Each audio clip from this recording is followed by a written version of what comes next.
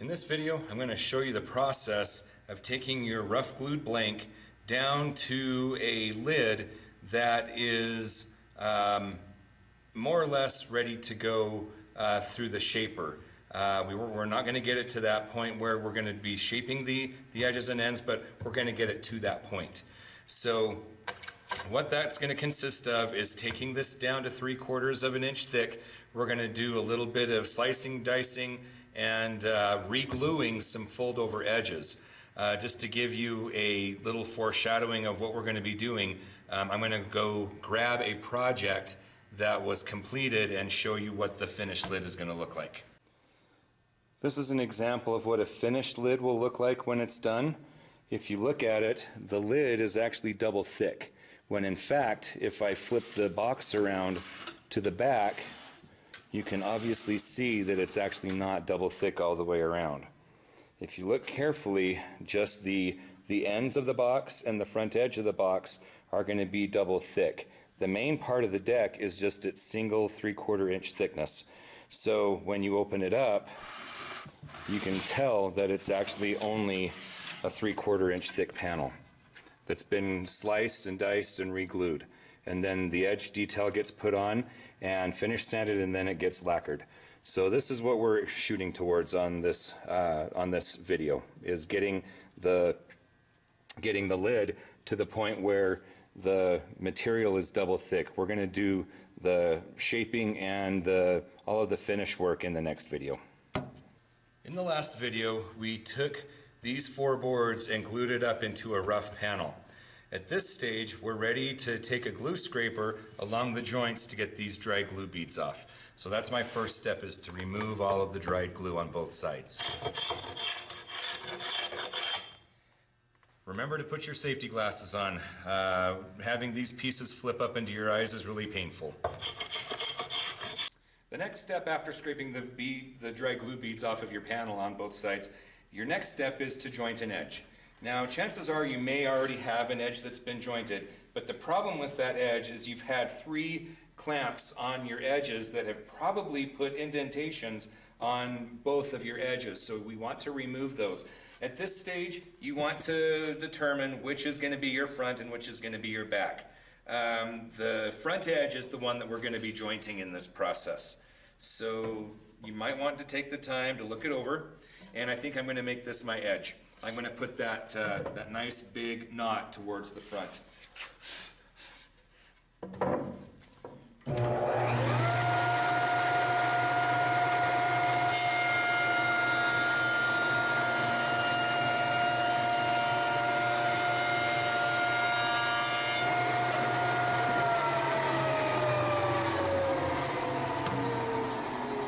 Should only require 1 pass, but if you need to make a second pass, go ahead and do that now.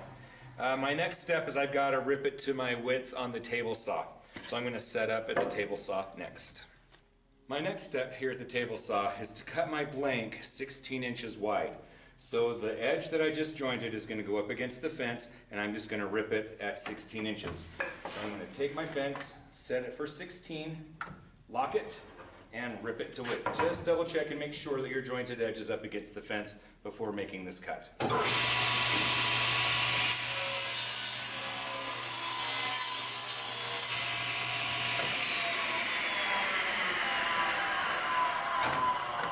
The piece that you have left, if it's over 1.5 inches, go ahead and save it. If it's less than 1.5 inches, go ahead and toss it.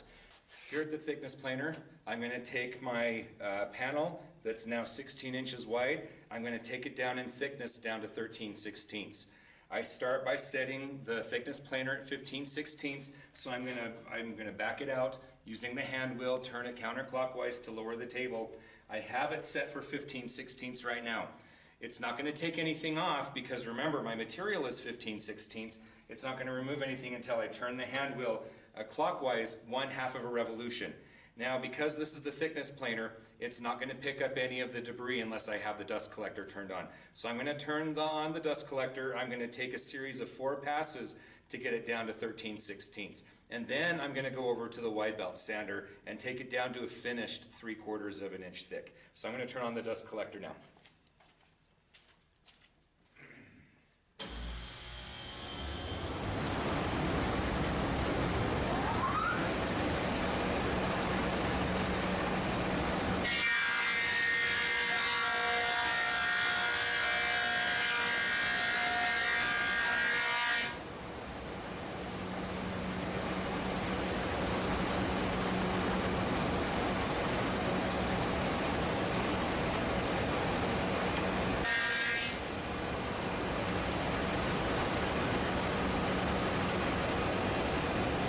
you've taken your 4 passes, double check the thickness. I'm right at 13. I'm going to shut this off, and I'm going to wander over to the wide belt sander to take it down to 3/4 thick. Here at the wide belt sander, I'm going to get it set up so I can take down both faces and make my panel 3/4 of an inch thick. Again, because I'm at the wide belt sander, I have to have the dust collector turned on so it can actually work. If it's not on, it won't work properly. So I'm going to leave it on for this process as well.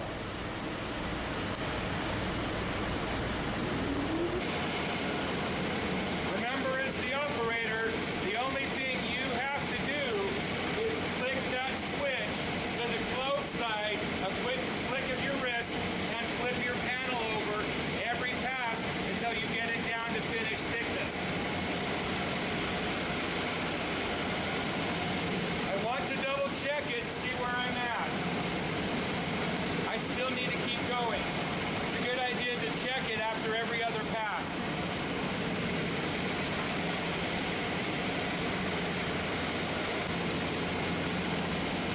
I'm measuring my thickness with the tongue of my tape. It tells me that it's 3/4, but I want to bury the one and double check. It is 3/4 thick. So once you have it down in thickness, go ahead and hit the top 3 red buttons. That's going to turn these respective green lights off. Once you hit those 3 buttons, you're done. You can move on to the next process. My next step is at the table saw. For the next step, I have to be set up here at the table saw. The table saw that is by the miter saws. So if I pivot it over here, this is the table saw that I have to use for this process. I cannot use this one right here because the maximum, or excuse me, the minimum width that I can cut on that one is 2 inches, and I can't use the one over here, the other little guy, because there is a hose line that goes up that's going to be in our way. Unfortunately, the only table saw that we can use for this entire process going forward for the lid has to be done on this table saw only. So what I'm going to do is I'm going to set the fence for 1.5 inches. The false thickness pieces that we looked at over on the other mini chest, they're all 1.5 inches wide to start with. So I'm going to set my fence for 1.5 inches, and I'm going to lock it down. For this cut, you absolutely must have a push stick here at the ready. So I'm going to have that stick there. This is the jointed edge. This is my front. I've already established that.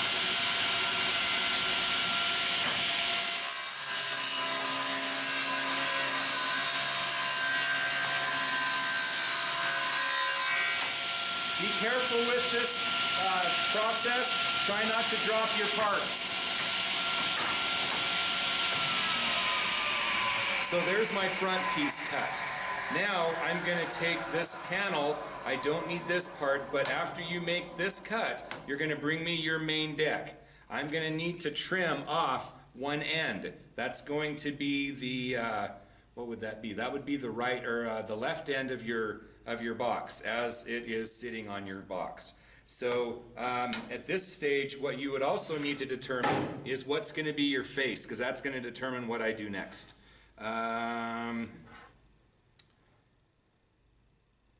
That's my front. I like that knot. I like those 2 knots, but those are going to be on the end, and they're going to go bye-bye.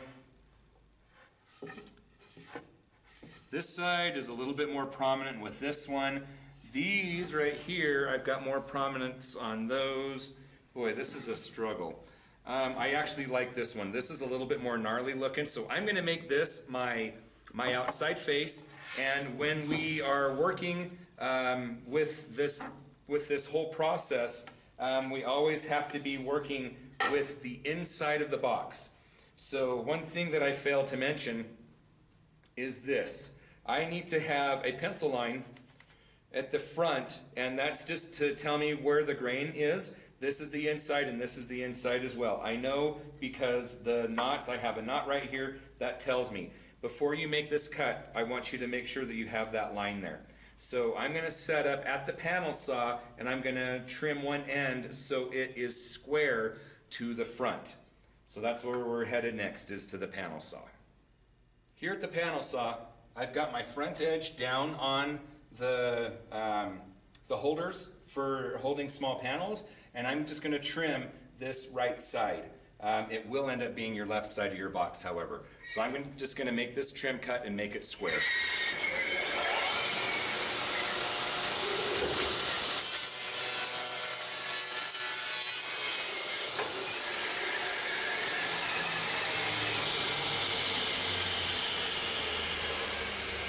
I have that end squared off. This is a step that I would like to do for you. Trimming too much off of that end is a make it or break it. So if you want to try and do it yourself, you're more than welcome to, but just be careful with how much you take off. Okay, my next step, I've got to go back to that same table saw, the one where we just were, and I'm going to trim that 1.5 inch off piece that we did on the front. I'm going to do that off of that end next. So I'm headed back over to the table saw for that step. Back at the table saw, I've just trimmed this end square on the panel saw, and I'm going to use my pencil once again to make that same grain match mark that I did on the front. I'm going to do it on the side. But I'm going to put 2 marks on there instead of the 1 so I can differentiate it. Not that it really matters, but it helps. So I still have my table set for 1.5 inches. I still have my push stick handy right here, and I'm going to turn it on and make this cut next.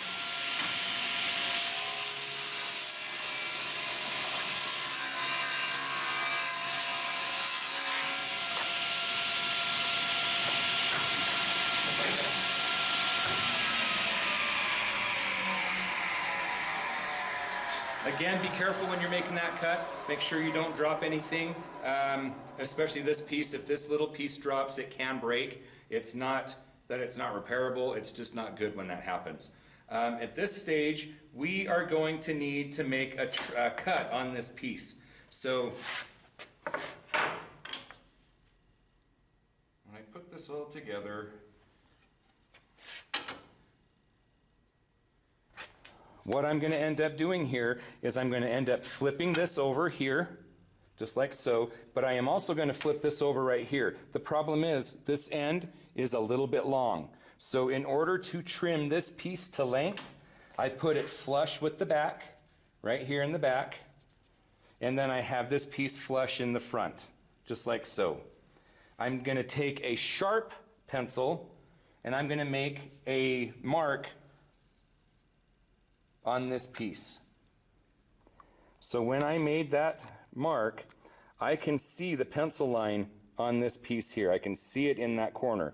So I'm going to go over to the miter saw and I'm going to cut this little, so if I slide this down, I'm going to cut this end off. Okay, you can see my pencil mark right here. When I made the mark on this side, I could see the pencil mark. So when I cut this block off, this end off, I want to cut it, but I want to keep the pencil line on this side. Okay, so I'm going to go over to the miter saw and I'm going to make that cut now. All right, here I'm at the miter saw. I'm going to bring the blade down. I'm going to put the left side of the tooth on the right side of the line, and I'm going to make this cut. Just make sure you've got really good holding pressure on this with your left hand, or if you have it on the other side, hold it with your right hand. Right there.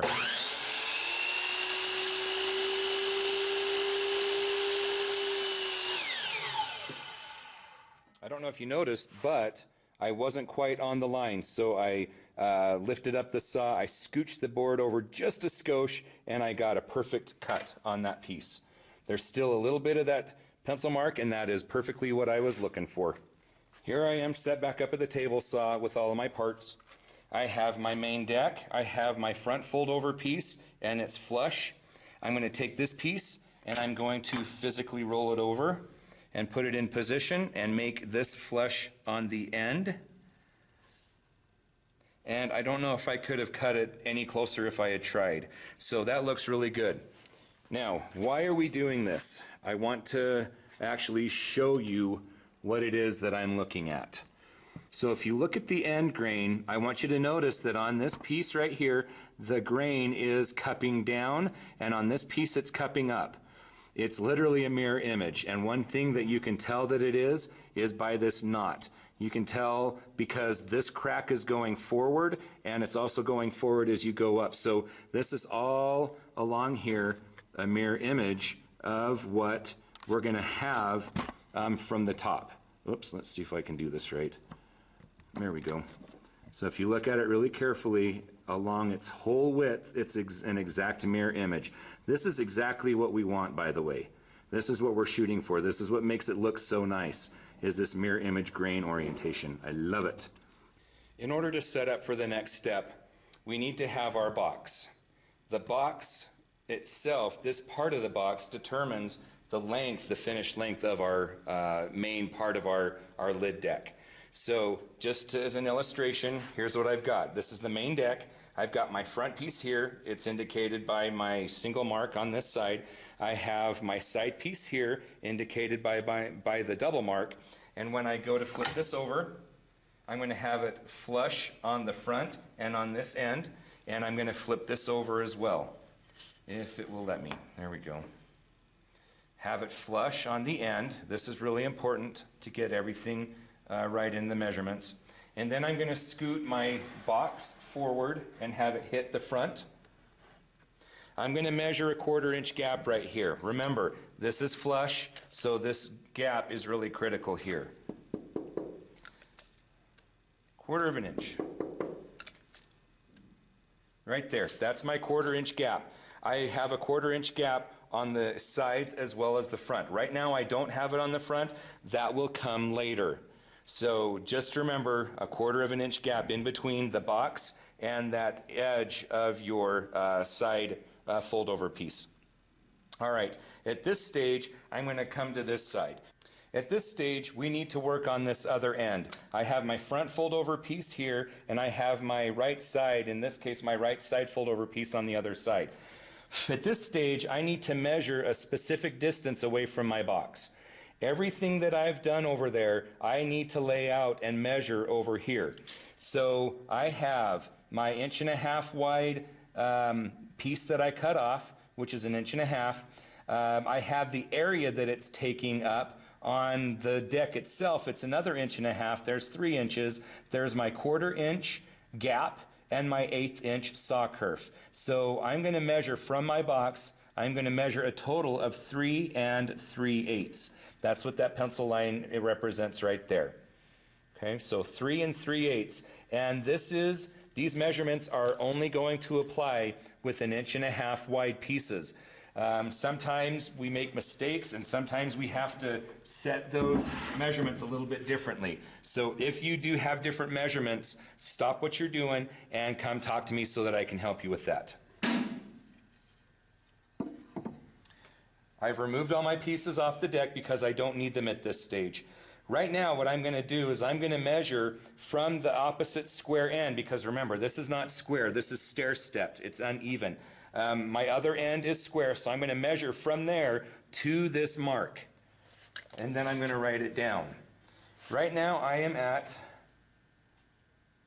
make it parallel with the front edge, I'm at 29 1/16. So 29 and 1/16 of an inch. So I'm going to make that cut on that same table saw that we've been doing all of our cuts on. I'm going to set the fence for 29 1/16, and it's going to cut right to that line. Then what I'm going to do is I'm going to turn it around. I'm going to put this end up against the fence, and I'm going to cut this off first. Then I'm going to set the fence again for 1.5 inches, and I'm going to cut that off. At that stage, I need to cut the front piece off, and I'm just going to take care of that mark while we're over here. That way I don't have to come back. So I've got it flush right here, and I've got it flush on the front. Use a sharp pencil, mechanical or otherwise, and I've made that mark. So once again, I can see that mark on this piece that I need to keep, and I'm going to put the blade right up against that mark, and I'm going to trim it off. Okay? So table saw first. Trim it, cut my 1.5 inch piece off, cut it on the miter saw, and I'm going to remove the part that has the X. That's the garbage. That's the waste that I don't need. So I'm taking this over to the table saw next. Here we go. I've got my main lid deck. I've got my measurement at 29 1/16 that I need to make my initial cut so I can square it off. So I'm going to take the fence down to 29 1/16 and lock it down. I've got the square end up against the fence, and I'm just going to double check. I want to make sure that that looks like it's aligned, and that's good. That's excellent. So I just want to double check, and now I make my cut. Here we go.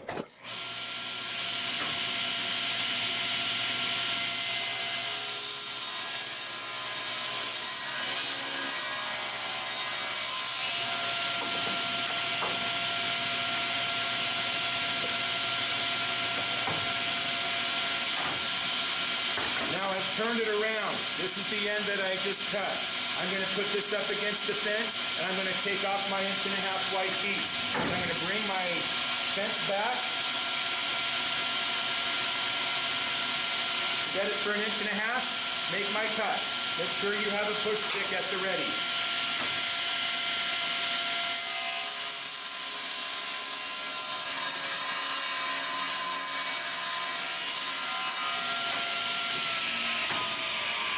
Keep control of your panel, keep control of your stick. This stick is really, really fragile, so don't drop it. It can break. I've had it happen in the past. Now, I'm going to take that same mark and I'm going to cut it. The blade is going to be on this side, the waist side of the block, and I'm going to keep that pencil line. So I'm going to head to the miter saw next. All right, this is my final cut on my lid. So I'm going to bring the blade down, put the sawtooth right to the right of the pencil mark. Hold it nice and solid and make the cut.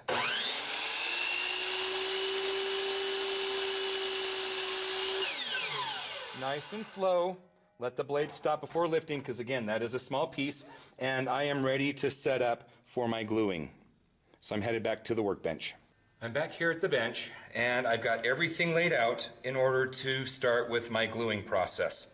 So just notice what I have here. I've got my blue paper, I've got my bottle of glue here, I have my lid, all of my parts laid out in their proper positioning. I've got all of my clamps over on this side.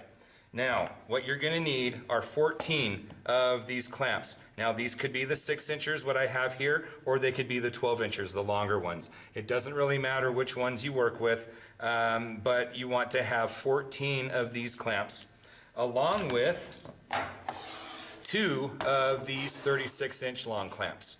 Okay, so these are the ones that are hanging up on the classroom wall. And you're only going to need 2 of these. We're going to use these on doing the ends. So once you have your clamps, once you have your glue, your blue paper down, and your material on top, go ahead and start gluing up. This is the process. I have my grain match mark right here, and everything is aligned. I'm going to take a pencil and I'm going to come from each end. I'm going to come about 1/4 inch, and you just need to eyeball it. It does not have to be precise. And I'm going to strike a line. Boy, that was not very straight. Right, there we go. And I'm going to come down to this other end. I'm going to do the same thing. Just draw a line across. This is going to be the limits that I put glue on this piece when I go to flip it over. I'm going to take my hand and I'm going to get all of the dust, the loose dust that's on the 2 surfaces. Get it nice and clean. That's very important. This is the process. I'm going to put a squiggly line in between these 2 pencil lines. I'm going to take my finger and I'm going to spread it out evenly in between the 2 lines. I'm going to put this down where my grain match mark comes together, and I'm going to flip it over just like so. I'm going to extend the piece over the edge of the bench. I'm going to take 1 clamp and I'm going to put it on just like this. Whatever you do, don't put it on like this. Eventually I have to put this up on the bench, and to have that extension or that extra length up on the bench, it's going to make it really hard to do the glue up on the sides. So I'm going to put a clamp here, and I am fairly close to the end. Then I come down to this side. I'm going to flush it up here. Tighten this up. And then I'm going to put 4 more on in between these 2 for a total of 6 clamps. So get to this point, and then we're going to do the ends as well. So the process looks a little bit something like this. I'm just going to take care of this really quick, and you can actually see the entire process. Notice how I'm really close to the edge, and that's going to come in handy when I glue my first piece on. So I've got my marks, I've got my grain alignment, I've got my glue, and here we go. A nice zigzag, squiggly whatever kind of line that you want to call it. I'm going to spread the glue out nice and even.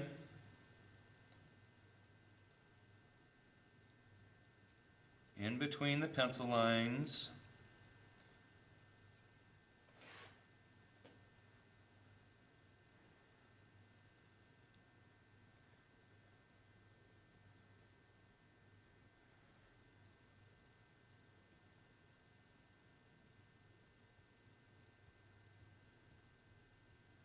There we go. Okay. Take the excess glue that's on your finger and just wipe it off.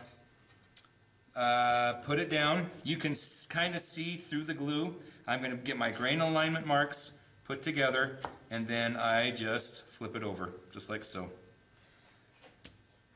If you do get any glue on your fingers, don't transfer it onto your lid, because that's going to leave a nasty glue mark that's going to have to be removed. Take my first clamp. I'm going to clamp this end first. No rhyme or reason to it. This is just a habit that I've gotten myself into. You want to leave this nice and flush on the front. Just do the best job that you can. If it's not 100% perfect, it's not the end of the world. But the better, or the closer you can get it, the better the end result is going to be.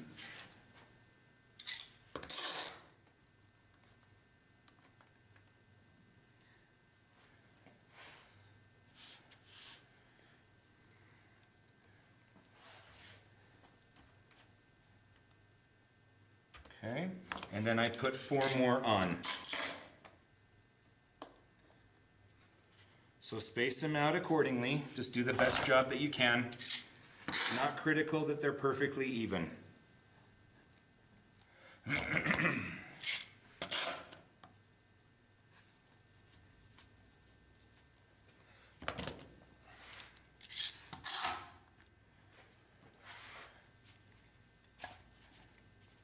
Alright, that is now done. Just notice that my spacing is kind of okay, but it's not perfect. It's actually pretty darn even on the front still. I'm actually impressed with how much that hasn't moved. Now, I'm going to lift this up and put it on the workbench. I'm going to come to this side, and I'm going to do almost the same process. So I start by taking all of the dust off of the faces. And I want to have 4 clamps with me over on this side. And 1 of my 3 footers. So I'm going to put everything right here. Everything that I need is right there. There's my grain alignment right there. So I'm going to start by putting glue on the face and then spread it out the same way. So far, nothing's different.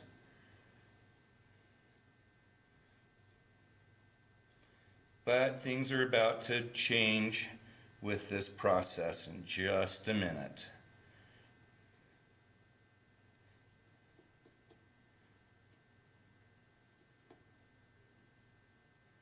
Spread it out nice and pretty and even, and then take the glue and put just a little dab. If you have enough on your finger that you can put on this end, that would be perfectly fine as well. So the reason that I'm putting glue right here is when it butts up against the front piece, that is a glue joint. So I'm going to put it in position, and that looks spectacular. Extend it over the edge so you can work with the clamps. Start with the back. Start with the back, put this on, but don't make it tight. And the reason is because of this clamp here. I want the clamp to be on the front, and I need this piece to be flush. On the back end here, I want to have the pad of the clamp to only be touching this top piece. I don't want it to be touching the main deck. That would completely defeat the purpose of what we're trying to accomplish here. Once you have this on, notice how I have some glue squeeze out, and that's good. Now tighten this one up, and then put the front clamp on and get it nice and tight as well. Again, you want to double check and make sure that you have your end is flush. Got to make sure that everything is flush. At least get it as good as you can. If it's off by a little bit, that's okay. But if it's off a lot, go ahead and spend the time and get it fixed.